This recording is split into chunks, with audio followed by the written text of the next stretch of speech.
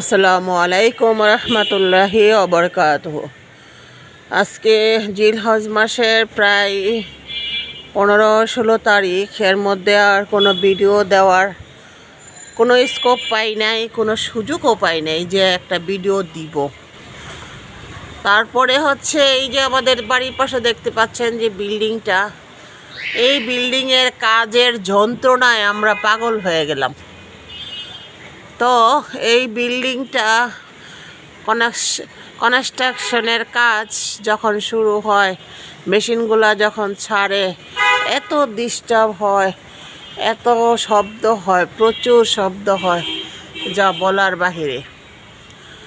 তো যাই হোক, আজকে একটা ভিডিও নিয়ে হাজির হয়ে গেলাম। তো ভিডিওটি হচ্ছে, আসছে সামনে জিলহজ মাস শেষ, মহরম মাস, যেটা হচ্ছে শ্রেষ্ঠ মাস। আল্লাহ তাআলা মহরম মাসকে শ্রেষ্ঠ মাস বলেছেন। আল্লাহ তাআলার শ্রেষ্ঠ মাস বলেছেন মহরম মাসকে। তো এই মহরম মাসে আমরা যেন কোনো রকম কোনো অপ্রীতিকর ঘটনা না ঘটাই, রোজা রাখি। যার যেরকম স্থান থেকে যার যেরকম সম্ভব 2টা 4টা 5টা নিম্নে 2টা রোজা রাখার চেষ্টা করব। তো আল্লাহ পাক রাব্বুল আলামিন রোজা রাখার মধ্য দিয়া একটি মাসের ফজিলত অনেক কিছু বুঝিয়েছেন। একটি মাসের মধ্যে আল্লাহ রাসূল অনেকগুলো রোজা রাখতেন, 13, 14, 15। তারপরে হচ্ছে বৃহস্পতিবার, সোমবার, যদি কারো মান্তি থাকে তাহলে মান্তি রোজা। বিভিন্ন প্রকারের ইবাদত করা যায় রোজার মধ্য দিয়া। সংযমী হচ্ছে একমাত্র রোজা।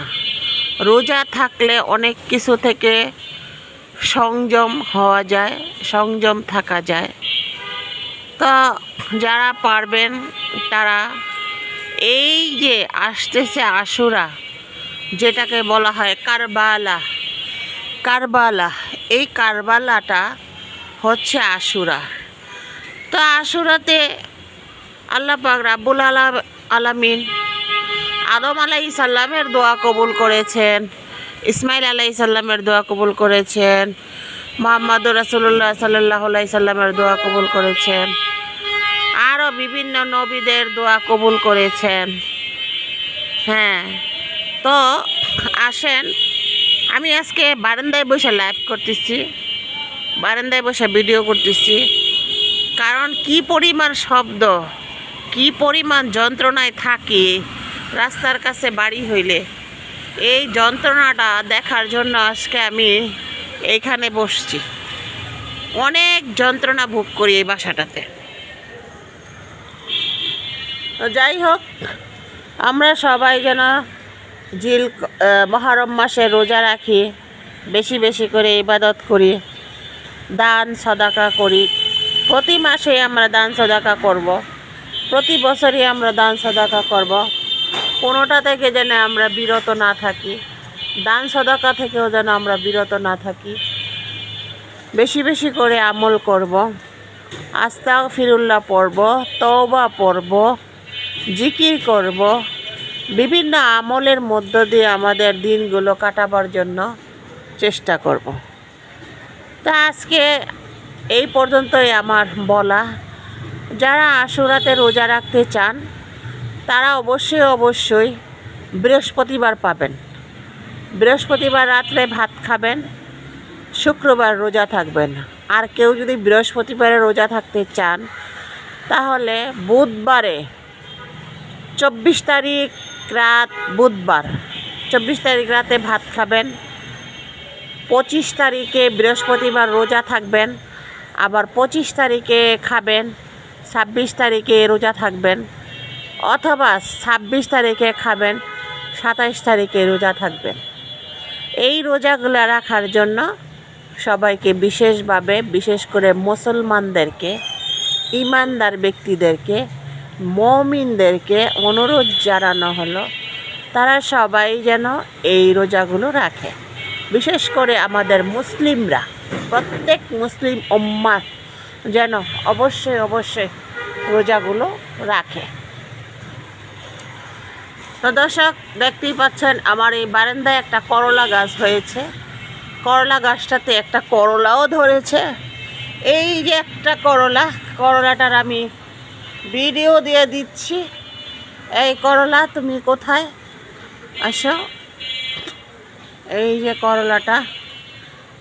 করলাটা, হ্যাঁ, এই করলাটা আমি দিয়ে দিচ্ছি। এই করলাটা হচ্ছে কেবলমাত্র ছোট্ট একটি ফুলের মধ্যে এই করলাটা হচ্ছে।